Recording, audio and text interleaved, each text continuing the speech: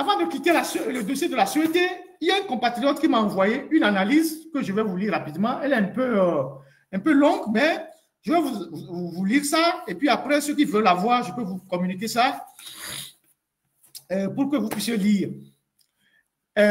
Naturellement sur le sceau de l'anonymat. C'est un compatriote qui m'a envoyé cette analyse en disant Mémo, signalement de dysfonctionnement au sein de la DSI de la sûreté. Conteste. La DSI, c'est la direction des systèmes d'information. Il dit ceci. Depuis le départ à la retraite en 2024 d'un cadre expérimenté de la direction des systèmes d'information, la gestion de cette direction est assurée à titre intérimaire par le directeur de la transformation digitale. Ce changement de gouvernance, censé être temporaire, a coïncidé avec l'émergence des pratiques managériales inappropriées, mettant en péril la bonne marche de la DSI. Le présent mémo vise à alerter sur les dérives constatées et à recommander des actions correctives urgentes dans l'intérêt de la société. Constats principaux. 1. Gestion partielle et non professionnelle. Des décisions de gestion semblent basées sur des affinités personnelles plutôt que sur la compétence et l'expérience. En clair, il dit à la société, c'est le népotisme. Affectation de projets à un cercle restreint d'agents. Donc, à la société, quand il y a des projets juteux, il y a un petit groupe là à qui on affecte le projet. Voilà, proche de la direction intérimaire, au détriment des collaborateurs qualifiés. Donc, à la société, on donne des projets à des gens qui ne sont pas qualifiés, mais comme ils sont proches du directeur, on leur donne les projets et on laisse sur le carreau les collaborateurs qualifiés. Absence de planification stratégique. Donc, à la société, il n'y a véritablement pas de planification. Manque de suivi structuré des activités. Aucun suivi. 2. Mission injustifiée, détournement d'objectifs. 1. Attribution des missions internes sans réelle valeur ajoutée. Donc, les gens décident d'aller dans des missions dont on ne sait pas l'impact que ces missions-là ont sur la CET. Qu'est-ce qu'il dit? Voilà. Souvent motivé par des logiques de récompense et de loyauté. Voilà.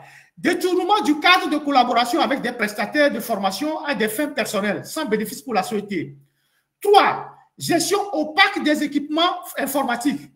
Depuis le départ forcé de l'ancien responsable du parc informatique, écarté de manière orchestrée par le DSI intérimaire et ses proches collaborateurs en raison de sa rigueur dans la gestion des équipements, la situation s'est fortement dégradée.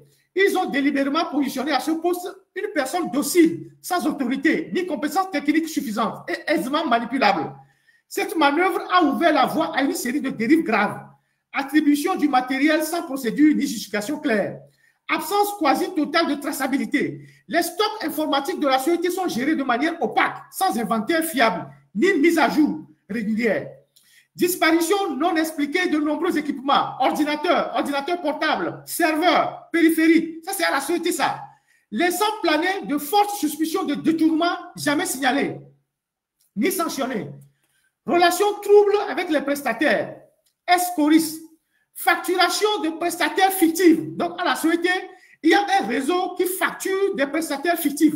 Des gens qui n'ont pas rempli de prestations, on les facture et on prend l'argent.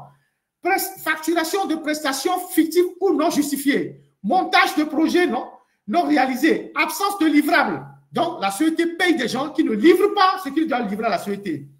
Soupçon de commission ou d'avantages indus autour de projets comme la migration vers les serveurs Power 9 et la création des agents d'Adetico et Zanguera Lebasito. Voilà. 5. Projet numérique sans cadrage ni résultat. Lancement de projets sans cahier de charge. Donc, à la société, on lance des projets sans cahier de charge. Ni de suivi, ni de structuration. Absence de livrables concrets, malgré les investissements importants. Donc, on investit beaucoup d'argent et ceux qui prennent les marchés ne livrent pas la société. Exemple, le projet Ma Société, mené dans l'opacité totale, sans bénéfice tangible à ce jour. Conséquences, risques financiers, gaspillage de ressources, primes indues, projet improductif, matériel perdu, impact négatif sur la santé budgétaire de l'entreprise. 2. Risques juridiques et réglementaires, exposition à des contentieux et audits défavorables, marché public, passation de contrats. Possible sanction pour manquement de procédure ou procédure interne. Risque opérationnel. Dégradation des capacités opérationnelles de la DSI. Détérioration de la qualité de la fiabilité des serveurs des services numériques. 4. Risque réputationnel. atteinte à l'image de la société si cette dérive venait à être rendue publique, perte de confiance de la part des partenaires institutionnels, clients et investisseurs. Recommandation urgente. Voilà. Celui qui a fait le Momo, il a fait une recommandation urgente. Audit indépendant approfondi. J'ai parlé de l'audit la dernière fois que j'ai fait les lives. J'ai dit, une société qui est en faillite, on doit faire un audit.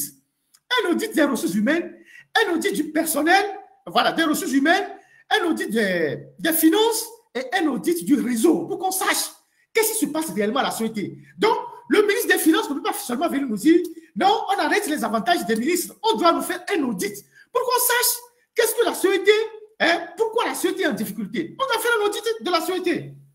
Donc, le compatriote dit mandater un cabinet ou une structure indépendante d'audit pour examiner la gestion des ressources humaines et matérielles, les relations contractuelles avec les prestataires, le suivi des projets numériques. 2. Suspension temporaire des projets à risque.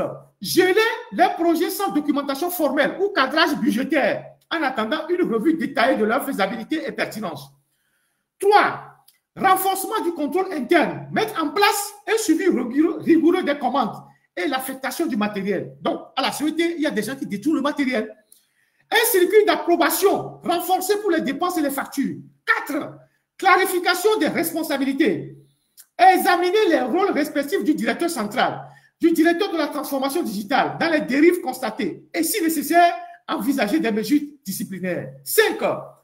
Transparence et communication interne. Informer les organes de contrôle interne, audit interne, direction financière, ainsi que les autorités de tutelle et élaborer un plan d'assainissement assorti d'indicateurs de performance. Conclusion. La gravité des faits rapportés nécessite une réaction immédiate de la part des autorités. Seule une gouvernance rigoureuse, impartiale et transparente permettra de restaurer l'efficacité et la crédibilité de la DSI et plus largement de préserver l'intérêt général de la société. Voilà la contribution de ce compatriote que j'ai voulu partager avec vous. Et je pense que nous tous, on a compris, on a lu. C'est un compatriote qui me l'a envoyé sous le sceau de l'anonymat. Ceux qui veulent l'avoir, je peux le partager avec vous si vous voulez l'avoir. Donc, voilà la société. Donc, apprêtez-vous à la fin de ce mois à recevoir des factures salées. Et quand vous aurez les factures salées, on vous dira oui, on a déjà privé les ministres. Donc, ne vous en faites pas. Et vous allez voir que sur la toile, là, ils ont fabriqué des articles qui donnent à des gens qui publient pour justifier les conneries qu'ils sont en train de faire. Ils ont des éléments de langage qu'ils ont donnés à leurs éléments, comme si eux ne payaient pas les factures pour justifier les conneries qu'ils sont en train de faire.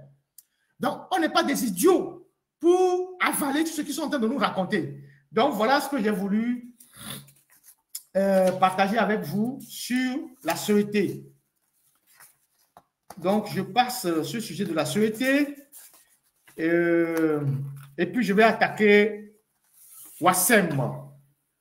Alors, il y a une situation assez grave à Wassem que je voulais partager avec vous.